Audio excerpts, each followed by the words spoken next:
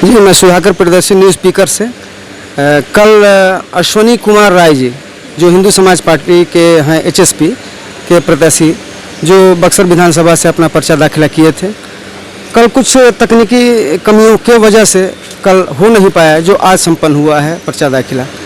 तो उक्त अवसर पर हमारे अश्विनी कुमार राय जी हैं हिंदू समाज पार्टी के। आइए जानते हैं कि बक्सर विधानसभा से जो आप प्रत्याशी के रूप में अपनी उपस्थिति दर्ज करा रहे हैं, आपकी उपस्थिति से बक्सर विधानसभा क्षेत्र के जनता को क्या लाभ होगा। जी अश्विनी जी, सर्वप्रथम तो थोड़ा अपना पूरा परिचय दे दें। जी, मेरा नाम अश्विनी कुमार राय, मैं एक छोटे से गांव कमरपुर पड़ता है, बक्सर जिला अंतर्गत सदर प्रखंड के कमरपुर एक गांव पड़ता है और वहां से मैं बिलोंग करता हूं। मैं एक किसान समुदाय से परिवार से गरीब किसान मजदूर का लड़का हूं। मैंने अपने राजनीतिक जीवन अपनी मातृभूमि बक्सर से ही शुरू किया था।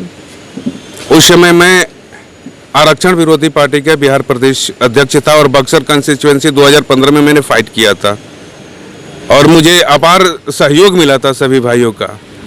लेकिन जैसे मैं जिनके अधिकार के लिए लड़ा था, उनमें से थोड़ा सा हमारे भाइयों में आपस में कटुता आने लगी और मैंने सनातन समाज की आवाज़ उठाई।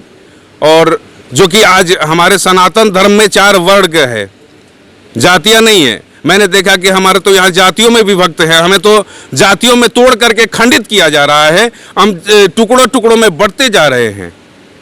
तो मैंने सनातन समाज की आवाज़ उठाई और सनातन समाज में 4 वर्ण है।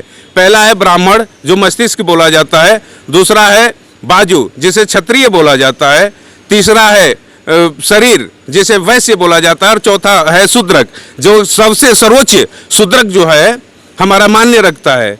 और उसी को लेकर के हमने आवाज़ उठाया कि बिना ये चारों की हमारा शरीर नहीं बन सकता है, बिना उन चारों समाज को लेकर के मेरा समाज निर्माण नहीं होगा। राष्ट्र निर्माण की तो सभी पार्टियां कहती है, लेकिन समाज निर्माण के लिए कोई कदम नहीं उठाता है। जब हमारा समाज ही नहीं रहेगा तो फिर राष्ट्र निर्माण करेंगे हम कैसे। जी, तो ये हिंदू समाज पार्टी एचएसपी जी, इसका मुख्य उद्देश्य क्या है? इसका मुख्य उद्देश्य है भारत को सनातनी राष्ट्र बनाना, इस्लाम मुक्त भारत बनाना, इसका अहम उद्देश्य है। इसके लिए हमारे गुरुजी शहीद भी हो गए। आप संविधान को मानते कि नहीं मानते? संविधान को हम पूर्ण रूपेण मानते हैं, लेकिन संविधान हमारा लागू होना चाहिए, जो कि हमारा संविधान पूर्ण रूपेण लागू नहीं है। संविधान कहता है कि संविधान बराबर कानून सबके लिए लागू होना चाहिए, लेकिन यहाँ पे चंद लोग अपने निजी स्वार्थ के लिए इसे जातिगत रूप में बांट करके, इसे खंड खंड करके और जाति के नाम पे यहाँ कानून बना रहे हैं। संविधान तो लागू है ही नहीं है, तो सर्वप्रथम संविधान लागू किया जाए। तो आप बक्सर विधानसभा से प्रत्याशी हैं जी, किस आधार पे आप चाहते हैं कि आपको यहाँ की जनता आपको विधायक के रूप में चुने? जी, मेरे जनता से मैं यही आग्रह करता हूँ कि आज 30 वर्षों में जो हमारा शिक्षा, रोजगार और स्वास्थ्य तीनों पलायन हो चुका है, उसको लेकर के हम लोग है कि अगर हम लोग आते हैं तो इस पे रोजगार के लिए पहला कदम हमारा रोजगार का होगा, जो कि हमारे युवा जा रहे हैं रोजगार के लिए बाहर। पहला मेरा वही उद्देश्य होगा कि रोजगार यहाँ मुहैया कराई जाए और उसके लिए हम लोग कार्य करेंगे। ये हमारे देश में जो तमाम तरह की विसंगतियां जो पैदा हो गई है, लोकतंत्र और संविधान काफ़ी खतरे में महसूस हो रहा है। इसके लिए पूरा हिंदुस्तान जो है मोदी जी की सरकार को दोषी मान रहा है। इस पर आपका क्या कहना है? देखिए, हम लोग सत्ता परिवर्तन की नहीं बात करते हैं, सिस्टम परिवर्तन की बात कर रहे हैं। और जो भी अंग्रेजों के, इस मुगलों के सिस्टम में बंधा रहेगा, तब तक हमारा किसी को भी, चाहे मुझे भी गद्दी दे दीजिए, लेकिन अगर वो सिस्टम नहीं बदलेगी तब तक कोई कुछ नहीं कर सकता है।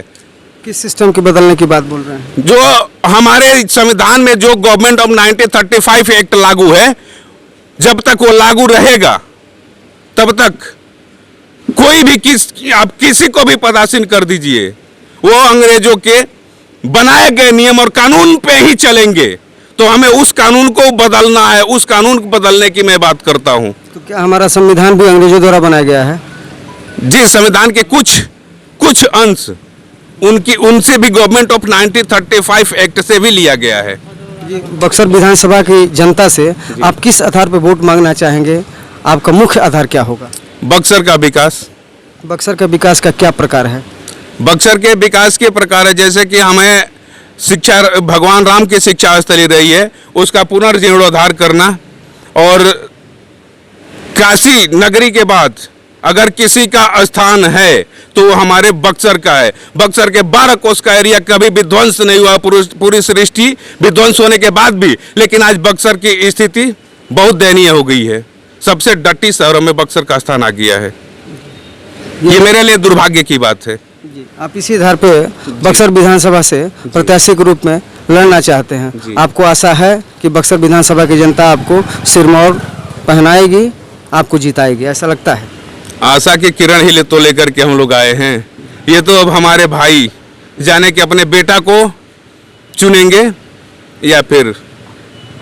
जी, तो हम अभी जो है अश्विनी कुमार राय जी हिंदू समाज पार्टी के बक्सर विधानसभा के प्रत्याशी को हम सुन रहे थे। जी, धन्यवाद।